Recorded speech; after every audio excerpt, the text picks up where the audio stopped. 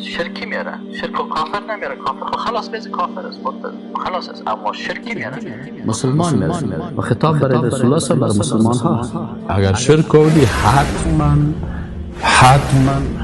100% تمام اعمال تو از بین میره.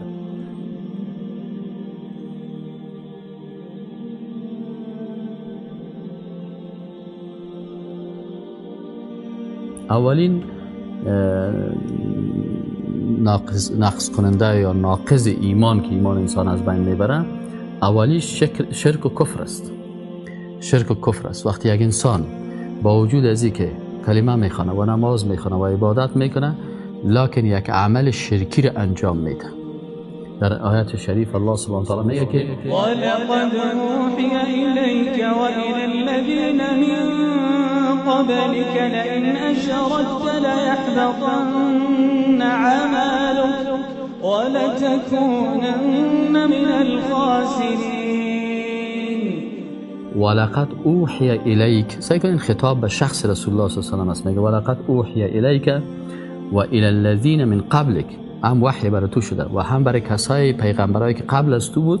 چه قسم وحی شده؟ که لئن اشرکت لیحبطن عملک.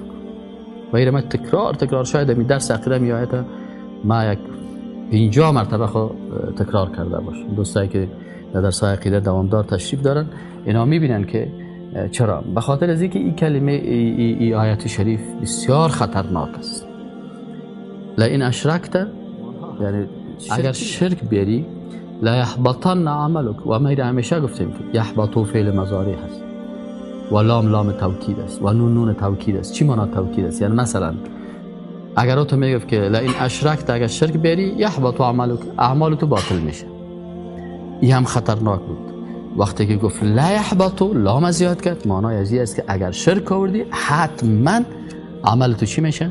از بین میره. کل اعمالت، نمازت از بین میره، روزیت از بین میره، زکاتت، حجت، یعنی مثل از این میشه که هیچ کاری نکرد. از این خاطر این مسئله شرک است، بسیار خطرناک است. و به این شکل کفر، بعضی الفاظ کفری هست، بعضی الفاظ شرکی هست، بعضی اعمال کفری هست، بعضی اعمال شرکی هست.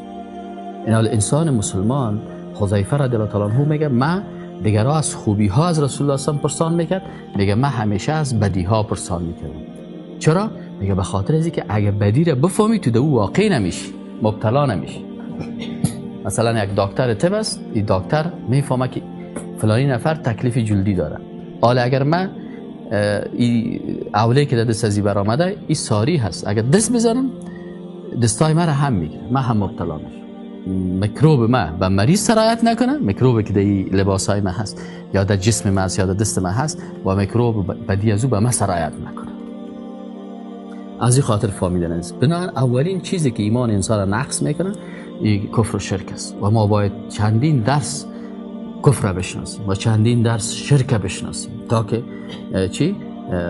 به این مبتلا نشیم. ان الله لا یغفر ان یشرک به و یغفر دون ذلك و یغفر ما دون ذلك لمن یشاء. سوره نساء آیت 116.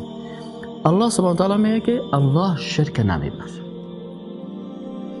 و دیگه گناه ها را اگر برای کس خواست میبخشه. یعنی یک نفر توبه نکرده، زنا کرده رفته از دنیا، یا شراب نوشیده، یا قتل کرده، یا کار دیگه، میشه که الله سبحانه و تعالی اینمی گناه های کبیره را ببخشه. اما شرک، اگر یک نفر با شرک بمره ابدا بخشیده نمیشه. و وقتی که بخشیده نشد آدم مشرک جایش دوزخ. و من یشرک بالله فقد حرم الله علیه الجنه. سبحان الله. مگر یک کس شرک بیاره برای الله چی میشه؟ فقد حرم الله علیه الجنه. الله بالای ازی جنت حرام میکنه. خب ما و شما تمام روز که زحمت میکشیم و عبادت و طاعت که در روز قیامت از دوزخ نجات پیدا کنیم و به جنت الله بریم. حالا اگر یک کار ما یک عمل ما سبب ازی شود که جنت سر ما حرام شود، چقدر خطرناک است جنت سر یک انسان حرام شود.